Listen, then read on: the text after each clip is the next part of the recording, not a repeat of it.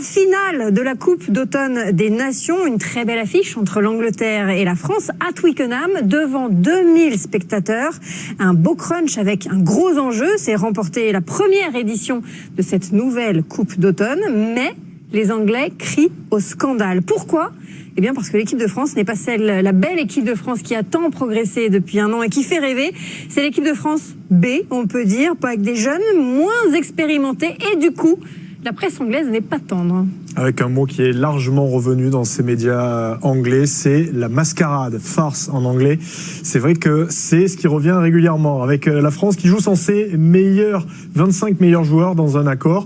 La Coupe d'automne des Nations qui va se terminer sur une mascarade quand la France se présentera affaiblie. L'Angleterre qui va se présenter face à une équipe de France qui tourne à la mascarade parce que Fabien Galtier nomme une équipe inexpérimentée. On voit ce mot farce qui revient régulièrement. On espère que ce seront les Anglais, les dindons. Ah, joli. Ils ont raison d'être énervés, les Anglais ? Ben, si on avait été avec la grosse équipe, on l'aurait peut-être mis une belle branlée. Donc qu'ils arrêtent, c'est toujours les Anglais, voilà. Et pourquoi pas gagner avec cette équipe-là. Ouais, c'est vrai que la situation les trains qui arrivent à l'heure ne font pas vendre les journaux. Expliquer qu'il y avait l'histoire des 3 feuilles de match, un accord avec la Fédé et la Ligue, pour le bien des clubs. Moi, je trouve ça déplacé.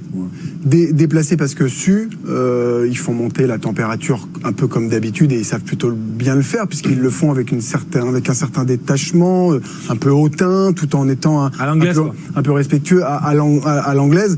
En revanche, ils apprennent rien à personne. Cette première Coupe d'automne est quand même créée dans une situation Covid qui est planétaire, donc ils sont à brasser un petit peu d'air, restons concentrés sur leur performance et ils sont une très très belle équipe. Franchement, ça serait le coup qu'on gagne. On a les capacités de gagner. C'est-à-dire que la motivation d'avant-match, il faut le placarder, quoi. Après, non, mais je pense que Fabien Galtier, et puis même, j'ai lu les commentaires de Jelon, ça va les motiver, mais c'est obligé. En fait, ils les prennent pour des peintres, et moi, si j'étais à leur place, ça me plairait pas du tout. Ils sont moins expérimentés. Oui, mais s'ils sont là, c'est qu'ils ont le niveau quand même. Alors oui, forcément... Richard, est-ce qu'ils sont pas là parce que l'équipe de France A ne peut pas être là ? Mais l'équipe de France A, l'équipe de France B, ils sont un groupe de 40 joueurs et ils font partie de ces 40 joueurs qui ont été sélectionnés par Fabien Galtier.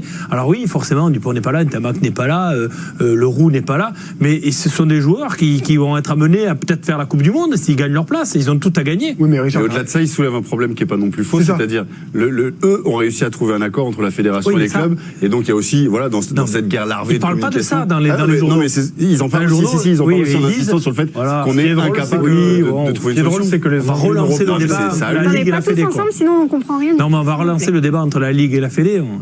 C'est comme ça. Mais ils s'en amusent, évidemment. Ils auraient dû appuyer sur ça. Ils auraient dû parler de la Ligue, ils auraient dû parler de la Fédé et éventuellement de l'organisation du rugby français. La presse anglaise, c'est pas elle qui va effectivement expliquer ça. Alors, c'est la presse, c'est que la presse, ça serait sur le président de la Ligue, sur les clubs, mais pas sur les joueurs, en disant. Ils tapent pas sur les joueurs, ils disent que c'est une mascarade. Ils disent qu'ils sont nuls. Une mascarade. C'est pas qu'ils sont nuls, ils disent qu'ils sont jeunes et inexpérimentés. Mais on va voir que c'est pas forcément vrai. Quand on lit entre les lignes, ça veut dire qu'ils sont nuls, qu'ils n'ont rien à faire là. C'est la presse anglaise, Richard, qui n'est pas tendre. Cela dit, le sélectionneur anglais, lui, est beaucoup moins virulent et plus philosophe. Écoutez. We can't control what oppositions put out there. We're not even worrying about it, mate. But we know whatever side France puts out, they're going to be competitive, they're going to be tough.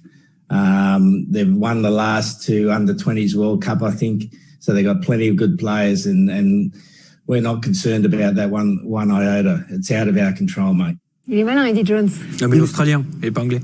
Oui. Il est malin, mais il connaît aussi la culture anglaise et il sait que l'Angleterre, Coupe du Monde organisée chez elle, avait pris un énorme bouillon puisque même pas qualifiée, avec une très jeune génération qu'ils étaient en train de préparer pour notamment la Coupe du Monde au Japon et celle qui arrivera en France en 2023. Donc il sait de quoi on parle. Est-ce que vous pensez pas aussi, parce qu'on rappelle le contexte au mois de février, avant le crunch au Stade de France remporté par les Bleus, il avait parlé d'une équipe inexpérimentée qui allait subir leur violence. Est-ce qu'il s'est pas dit chat échaudé craint l'eau froide, je vais pas refaire la même et je vais pas rallumer ces Français sans savoir ce qu'il y a derrière? Craint l'eau chaude, non?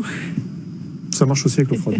Si, de fait, il s'est certainement inspiré de ça. Et puis il y a aussi autre chose à prendre en considération, c'est que la presse anglaise met la pression sur sa propre équipe, parce qu'en disant que c'est une farce, ça veut dire que pour les Anglais, c'est victoire obligatoire, autrement lundi, ils sont taillés.